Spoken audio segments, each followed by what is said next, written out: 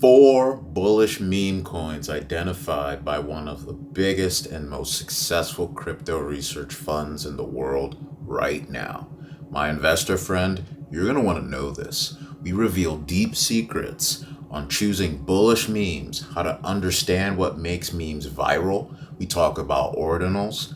I drill down in this interview on how to understand liquidity, market cap, and token distributions. Why? Because if you don't get this, this is an area where crypto newbies and even experts always mess up and end up choosing the wrong memes that never moon or go as high as they think the other coins end up going.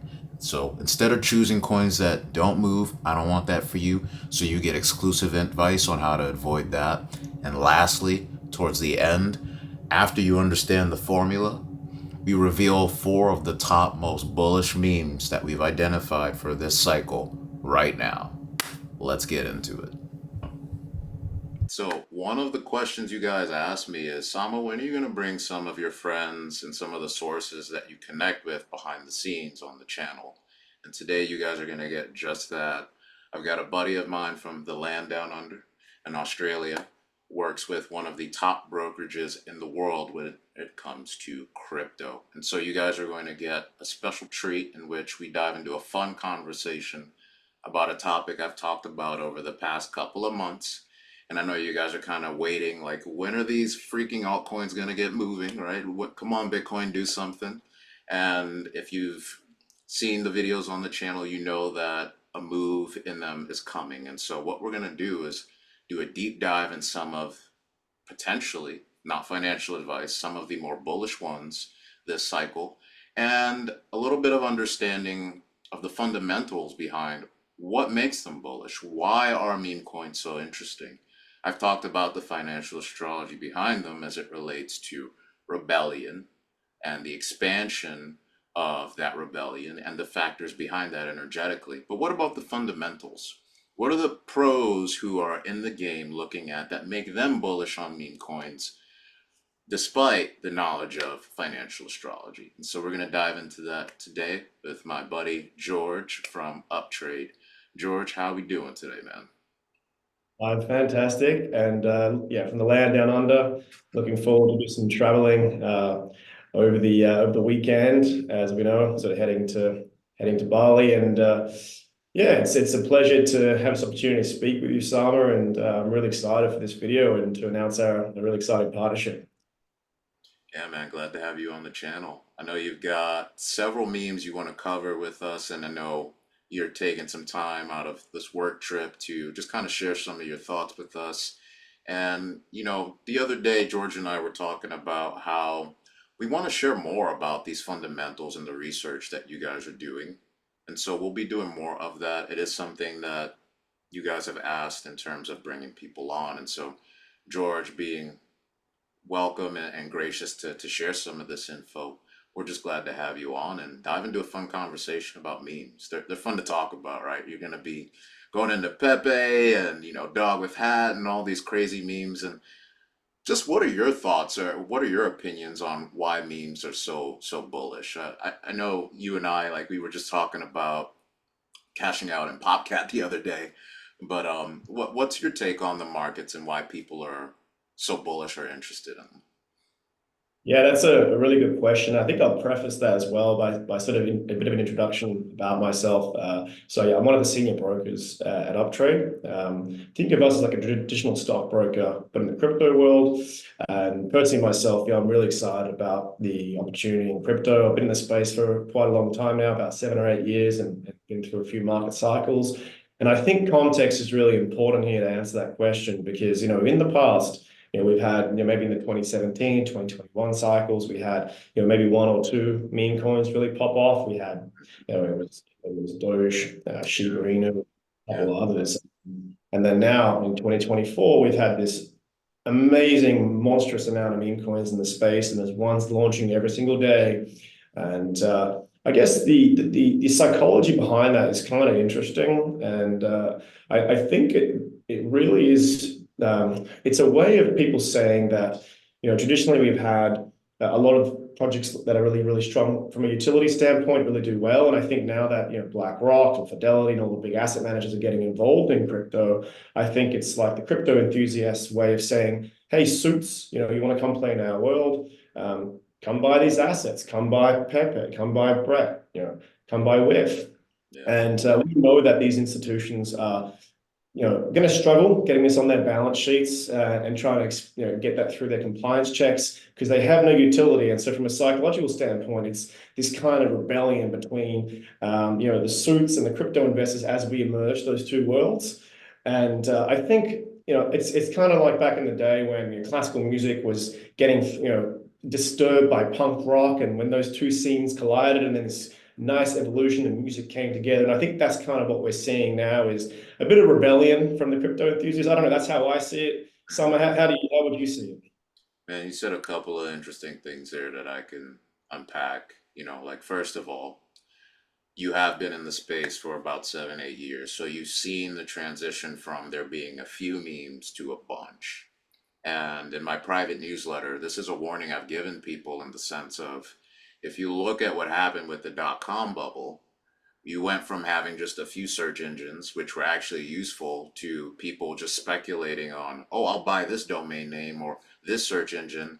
But like you just said, there was no utility there, right? So a lot of it was fervent speculation back then. And some of that is what we're seeing right now, where people are gambling or putting money into things that might not really have much substance. Now, at the same token, though, why are people doing it? Right? They're doing it for yield, or they're doing it for the belief that these things can expand their portfolios or that other people might be interested in them. Not only is there that, but like what you're saying with the punk rock parallel, we have now over 10 Ethereum ETFs that just got approved like a week or two ago, right? And so, like you said, the struggle of getting this on their balance sheet is shifting to where BlackRock in particular is really changing the ability for the suits and the original traditional smart money capital to actually interface with memes now.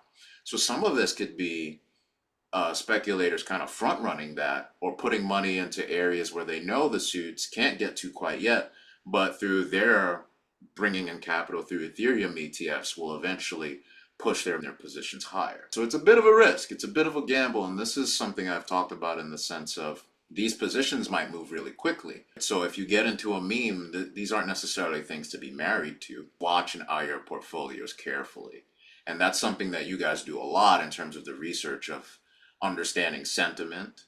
And this could be something that you dive into as well. I mean, this is why you're on here to talk about what are the things that make memes special, that make a meme take off when people are doing research or when you guys are doing research.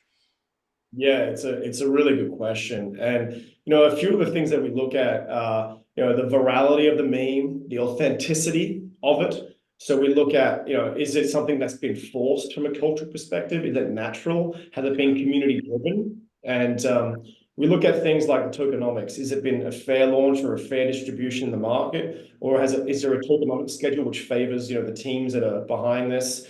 And typically what we've found is that the memes that are sort of naturally put out there in the community, like potentially like PopCap or Pepe, which started off as internet sensations, have now become the ones that are actually the most emerging in terms of performance.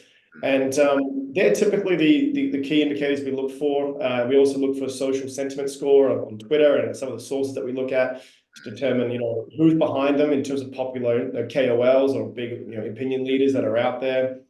And there are some trends that we're seeing at the moment which we haven't seen in the past. This is the cat narrative, which is, it seems absurd that we're talking about dogs and cats Yeah. from an investment class, but this is the current space we're in, right? Logic has been flipped on its head.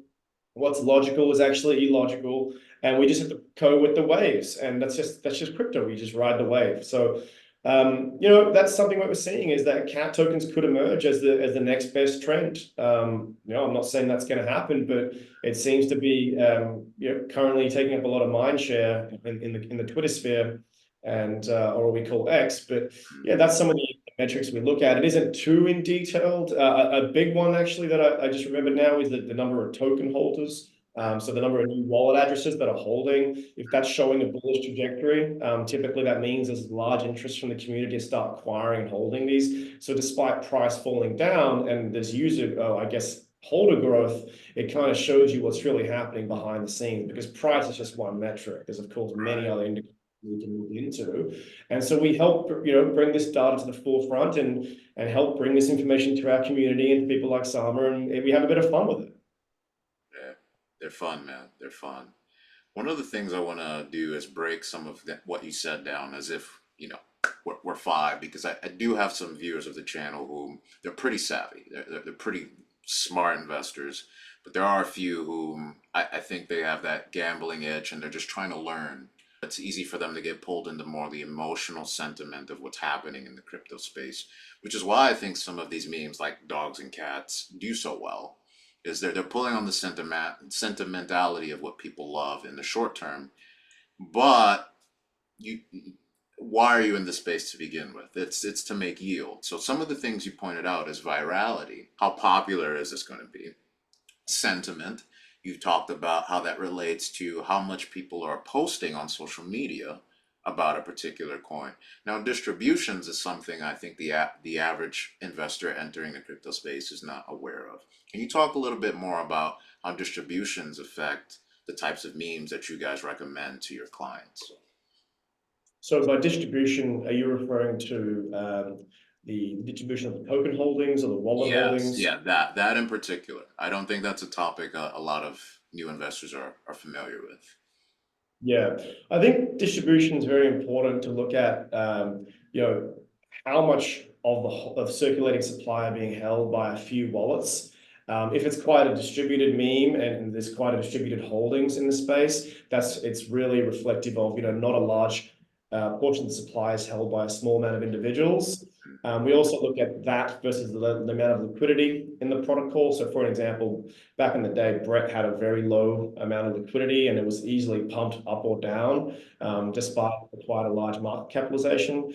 And so, some of the things that we really want to look out for is, is this quite evenly distributed from a tokenomics point of view, or is it going to be hoarded by a small minority, in which case that there could be quite large price resistance because Yeah. these large holders might, dump onto the open market and cause a lot of resistance in the charts. So then I guess we triangulate that data with how the charts are looking from a technical perspective, and if they're forming quite a bullish pattern in the charts, or quite bearish, we can then infer perhaps maybe these amount of holders are actually going to hold on and potentially sell at a later point. Mhm. It's about trying to find the most evenly balanced and distributed tokenomics in the market. So that's what our analysts do. We have a team of in-house analysts, and they're currently scouring this data and trends and putting it out in our research or our newsletter. And so, yeah, I get the pleasure of receiving that on a weekly basis. Yeah, yeah, they do a pretty good job. And, now that we're partnered, you guys are looking at my research, I'm looking at yours, and I've seen that they do pretty good research, and I think going further on this line of thinking, liquidity is important, right? How liquid is this? One of the things that I look at is like a 1 to 10 ratio of market cap to volume. So that's something for those who are really technical in the space. If you're looking at memes, that might be something you want to look at in terms of how liquid something is. Then wallet distributions is another thing that you mentioned.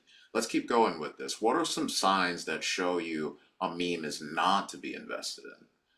Like you mentioned, a lot of wallet holders, not so good, right? Not so liquid, not so good. What are some other tips you might give a new investor into the space who might be up at night doing, meme coin research, chasing some yield?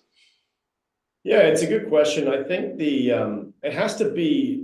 meme has to be relevant to a current trend, firstly, Mm, and it has to be authentic. If it's like a venture capital run meme that's been launched by a mm, VC fund, or it can be quite forced, that's out there. I can't give any examples at the top of my mind now, but if it's a forced meme, for lack of better terms, that's something that we look out for as a red flag, is we want to stay clear of those pushed out, forced cultural trends that are out there in the space, because they're not authentic and to their true self. And that's typically they launch it with a tokenomic schedule that benefits the actual underlying distributor, not necessarily the public. We want to benefit the public, the Right. community.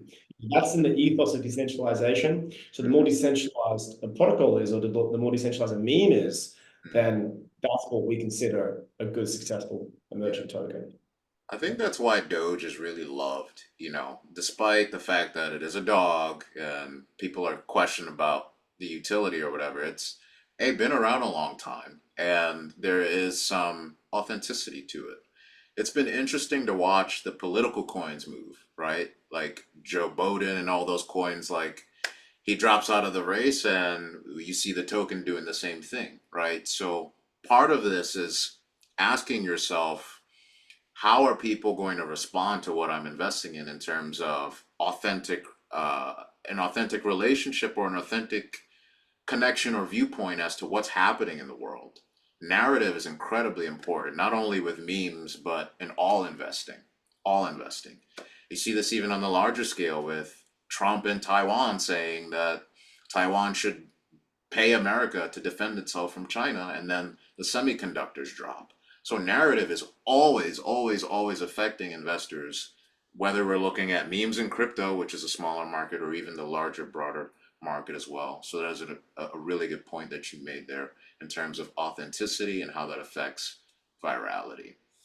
So I know you wanted to share a couple of things in terms of memes that you guys have been researching, which I think is really gracious of you guys to, to do for free. And, it's part of the fun, like what are you guys looking at in terms of what could be really bullish? Because as I've talked about, the bull market is not over. Yes, Bitcoin is moving sideways. We're waiting for it to move.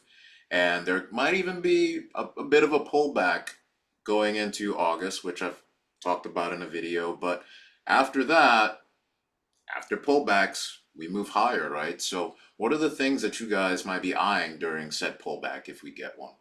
What memes are you guys looking There's a few great ones that are emerging from an information standpoint. There's one that really has a really interesting story that we're seeing that's really relevant to this year, and this requires a bit of history to understand. But for those that understand, in 2016, Pepe the Frog, which is created by the famous cartoonist.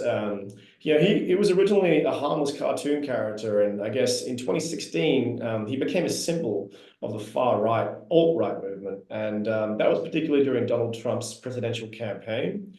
And it was pretty much co-opted and widely used in online communities. And that was associated with controversial and extremist ideologies, which led to Pepe's association with, sometimes even hate speech and far-right politics. Now, and that was quite a controversial year.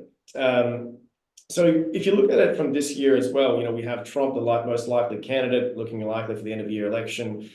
We might have a similar story kind of play out, in this. I mean, from a point of view of this, a lot of crazy things going on in the world right now, the recent attempted assassination, at? Right. and so we're seeing a lot of similarities in that period of the life rebirth. Maybe some of you have some of your own perspective from from an astrological point of view. Maybe that's something that you're seeing as a correlation there.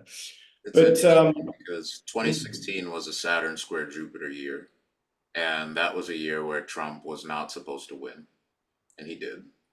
2024 is another Saturn square Jupiter year. And these are two kind of giants in the sky in terms of when they collide or have their effects.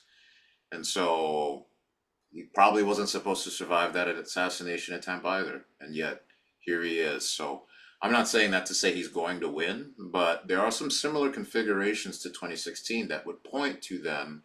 If Pepe did well then, we might see Pepe do well again this year as well. Like because of some of the similar configurations. So at a high level, that's one of the things that as you were speaking, that came to mind. And there's a really famous documentary on Pepe called "Feels Good Man" that is a really interesting Yeah. watch, and it really explains this and brings it to life.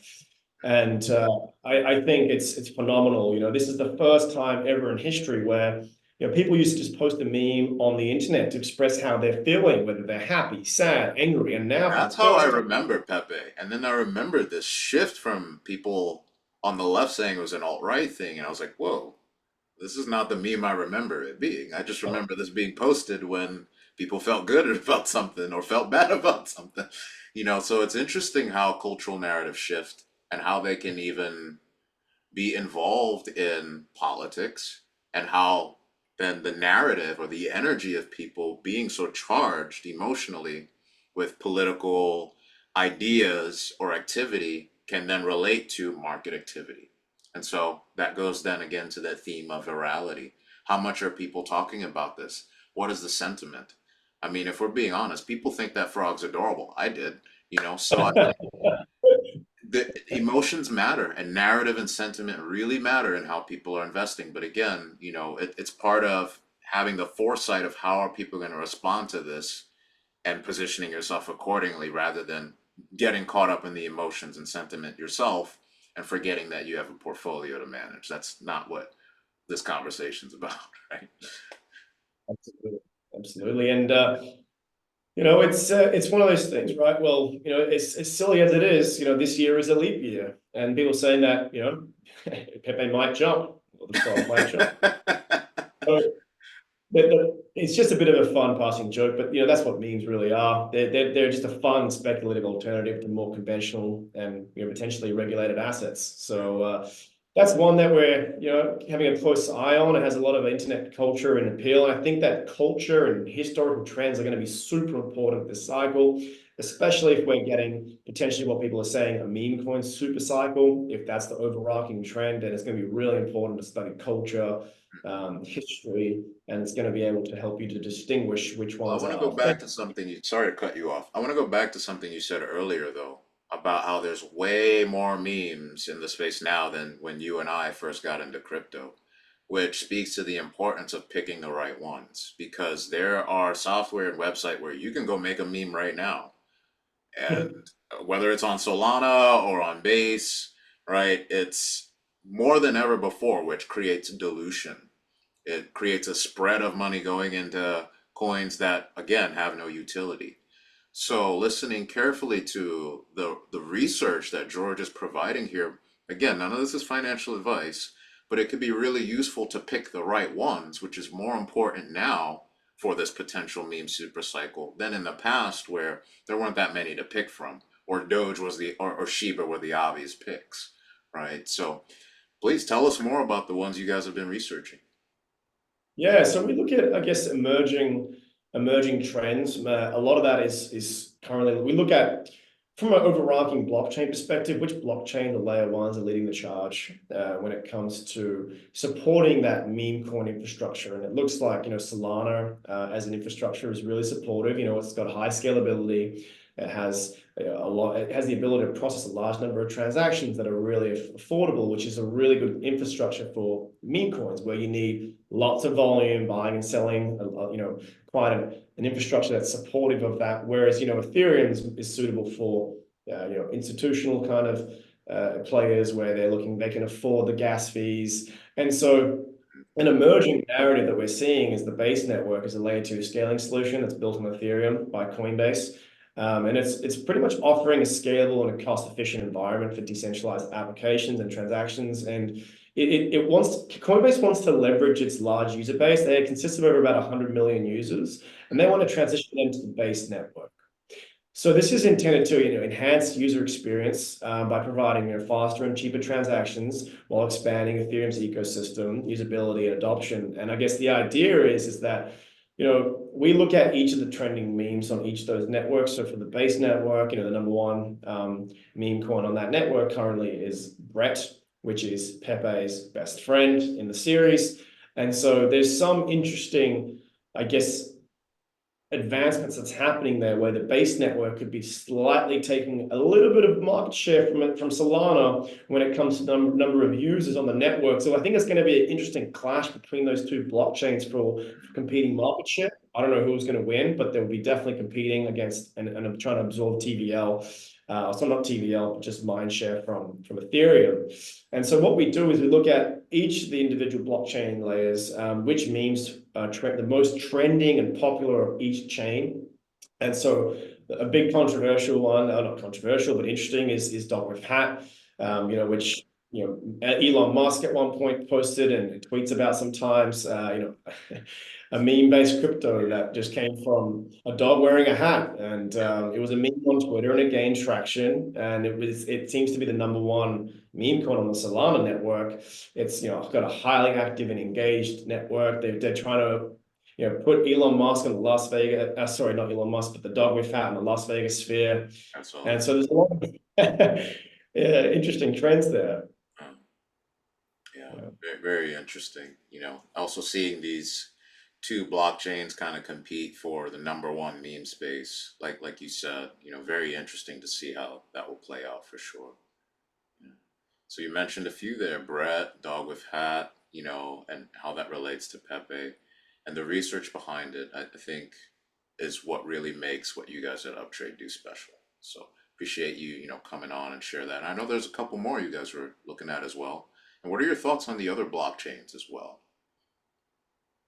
Yeah, I think, look, it is a game of chains at the moment. In terms of the number of chains that are competing, you've got Casper recently that's come out and has a Yeah, new KRC-20 standard, which is an interesting one to watch. You've got the Stacks network. There's a few that we're sort of monitoring and observing, and we're trying to decide whether we're going to see a monolithic type system where, it's a one layer one, try to take all the market share, or whether it's the approach of using layer twos like Ethereum. So we monitor, the Stacks ecosystem, Solana, yeah. Ethereum's base network, and some other blockchains. Are there any that you're watching at the moment, Sama? What do you think about Andy or Land Wolf? I know these are random, but I think these are ones that you had mentioned to me earlier. What are your thoughts on those?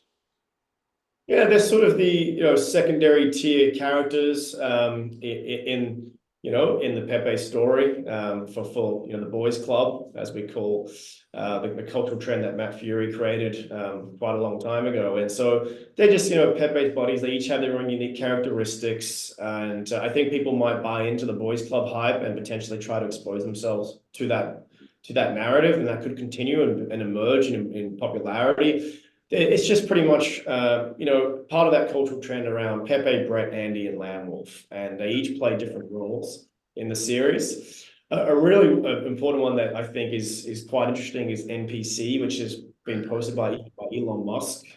He regularly tweets about that non-playable character or NPC project or token. And I think that's it ties in quite well with the NPC narrative. People are, I guess, being compared to a character in a video game that's just going through life and just going through their ordinary tasks. And I played a lot of video games growing up, so that was a really funny meme that I used to see. It was really fun to interact with the NPCs, and so that's one that got in real life or in the video games? Do we in the live in a video. simulation, George? Let's cut to it. I'm just kidding. So if you look at NPC's chart, it's just one of the most exponential growth charts I've seen in a long while. I mean, that is just a real strength for the community. Yeah. Buying into that. And I haven't seen something like that in quite a while. Of course, you get that with some AI protocols, but they've sort of popped off recently. But yeah, that's a few notable mentions, Summer. Yeah. I think that's a prime example of people responding to narrative and relatability. Because a lot of us have played video games and it seems like the world is going to, let's keep this clean, the world is going to weird places. I think there's just something relatable about this idea of are people really awake or are they just kind of sleepwalking through life and these changes that are happening? And so the relatability of a meme to you, I think if there is a personal impact, if you have some kind of emotional response to a meme, then other people might as well. And if the charts technically are showing, hey, there's a bullish, future or pattern here, that might be a meme to consider for the short term. Again, these aren't things to be married to.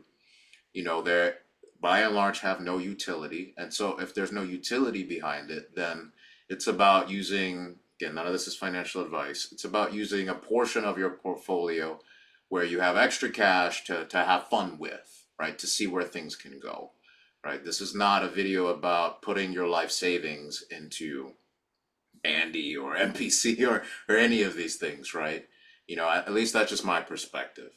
And I really appreciate the research that you guys do and the way you guys manage portfolios. It's not just memes, right? You guys do a lot more than that. You look at risk profiles, you really work with your clients to really figure out what arrangement or assortment of assets would work best for them. Why don't you share a little bit more about that? Yeah, absolutely. So of course, memes are just a bit of fun, and we some people see it as gambling more than investing.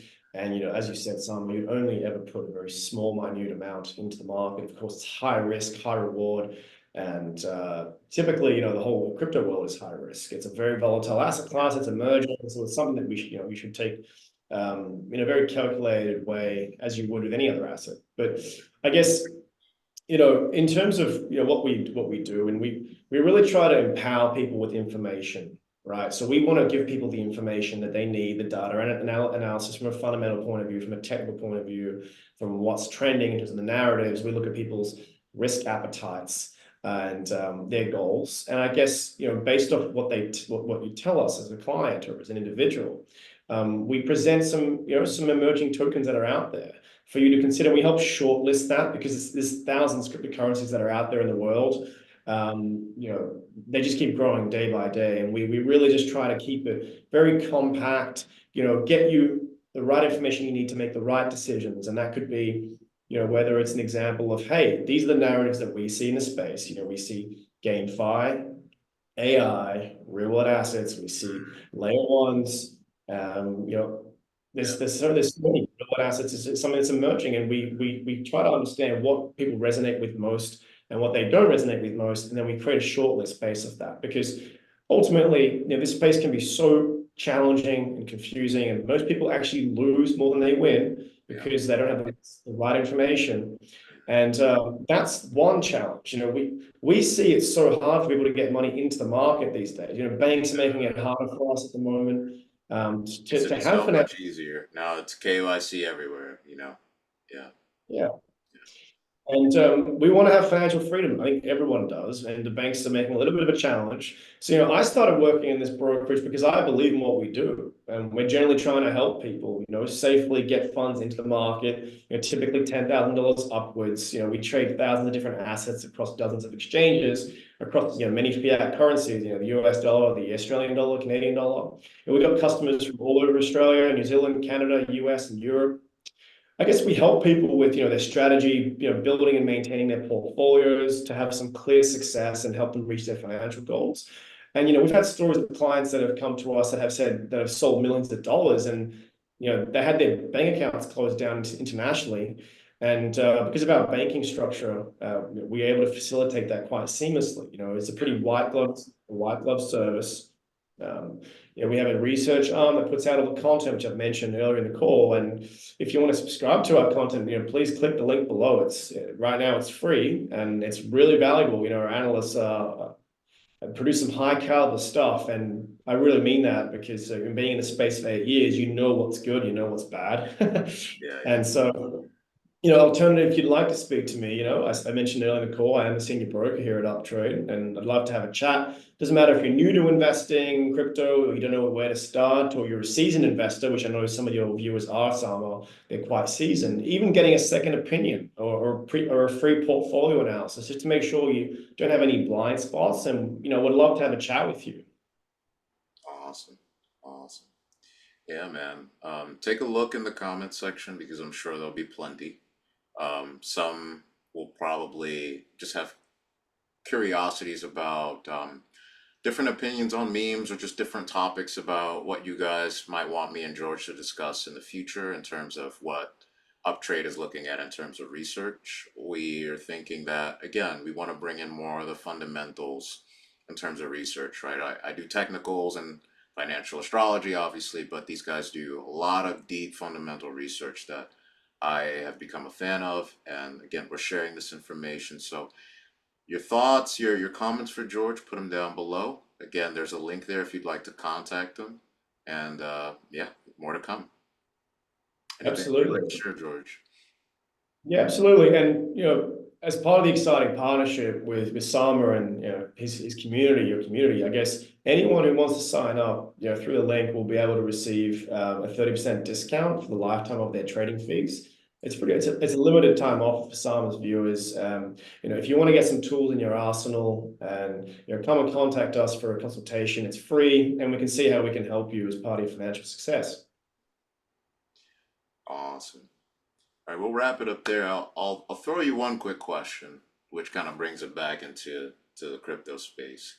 You mentioned the asset classes within crypto that you're looking at, and from a astrological perspective, I've seen bullishness in all of them. You didn't mention ordinals, and I haven't either. What research have you guys seen on that? Because I have my opinions on them. I haven't recommended them. I'm just curious what you guys have seen in terms of that. Are you guys recommending that, bullish on that, or what are your thoughts with ordinals?